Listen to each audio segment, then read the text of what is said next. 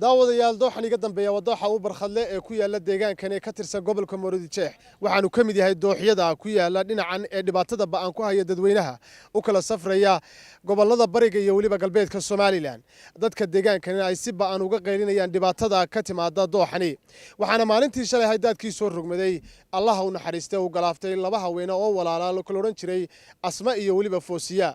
haddaba dadka deegaankani ayaa waxa iiga waramayaan isla markaana TV-ga Universal ay u sheegayaan iyagoo goobjoog u ahaa dhacdadaasi maalintii shalay ahayd ku dhinteen labada dumari sida u dhacday waxaan shalay goobjoog ka ahaa dadkaas isagoo yar bay dumarku soo galeen kolka wadadu way goday xaggan soke waxay ka noqotay way ka jiiftaa gawaadhidu hadii jeer dadku markuu marayo gawaadhidu way gashaa xaggaas ay u liicdaa isla markiiba maxaan la dhahay laamigu ka tuuray intaanu dumarku intaanu aad uga tuurin dumarku way qayliyeen hoonkana in badan bay garaaceen dee wax markaa gurmad loogu sameeyo waa la waayay qofkii walba naftiisii baa la lixjeclo weynaatay laba inan saddex inan baa u tagay saddexdii inan mid kulku sidaa gacanta ugu taagay gaadhigii baa ciiray maxaan la dhahay gaadhigii isla markiiba ruuxii dumarhayd uu ku jiifsaday wax qalab oo loogu shaqeeyo wax maxaan hay gaadiidoo dawladda ka tirsan oo jooga wax maxaan la dhahay inde marka adeeg dawladeed oo weyn oo ama cagaf oo kale ama xarig weyn oo la qabsado ilaa daanta gaadha uu baa qofka badbaadin kara laakiin de qof isba naflay qof isba de uu qaaday oo cabaadaya ma badbaadin karo waa la badbaadin kari waay marka inamadii u tagana halis bay naftoodii gashay tan iyo intii maxay ma taqaanaa ay hawshaasi habeenkii xalay ahaa ee shalay dhacday labada dumar ay ku geeriyoodeen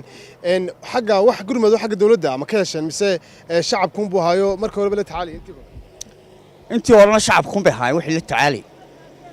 dhibaatooyinka mar qulmo gurmad xukuumadeed dee la arkay ma jirto maanu arag shacabku baa mar walba intaan xarkay isku xulxulno aan baan dadka u gargaari jirnay oo naftaydan biimeyn jirnay intaana dee waa la arkay xukuumad kastoo meesha dee soo martaana way maraysay waana arkaysay dee macal madaxweynayaasha kamida sidoo kale qaar ka mid ah dirawallada u kala goosha gobolada bariga iyo waliba galbeedka Soomaaliland oo la hadlay TV-ga Universal ayaa ka waramay dhibaatada uu leeyahay dooxani deegaanka maxaa halay wadooyinka iyo wax saaranayeen hawlaha guud iyo cid kastoo ay qusuusan mas'uuliyadda waxaan leeyahay war dadkiina inta dhaldhalaal ku magac doonaysaan wax kaga doonaysaan waxba ka qaadana waxa ku celinaysaan wax muhiim ah ugu qabto oo dooxyada naf iyo maalba qasaaraha geysanaya waqtiyada nimcooyinku bilaabmaan dadkuna oohinta ay maxaan hayay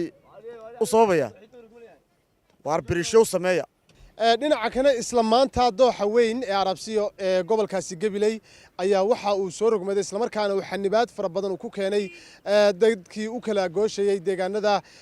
gobolada Gabiley iyo waliba Boorama oo xanibaad fara badan kala kulmay iyadoo dadka qaarna ay ama xanuunsanayaan ama dhibaato kala hayso oo ka kala noqday labada gabi ee dooxa waana dhibaatada ugu waaweyn ee ay ku hayaan dooxyadani Soomaaliland walow xukuumaddu ay ka qabatay waxoogaa tirayar dooxyada ku yaala Soomaaliland balse dheefta iyo dhibta dooxyadu leeyihiin ay ka badan tahay dhibta ay keenaan dooxyadaas Cabdirashiid Cabdiwahaab Xuseen Universal TV Hargeysa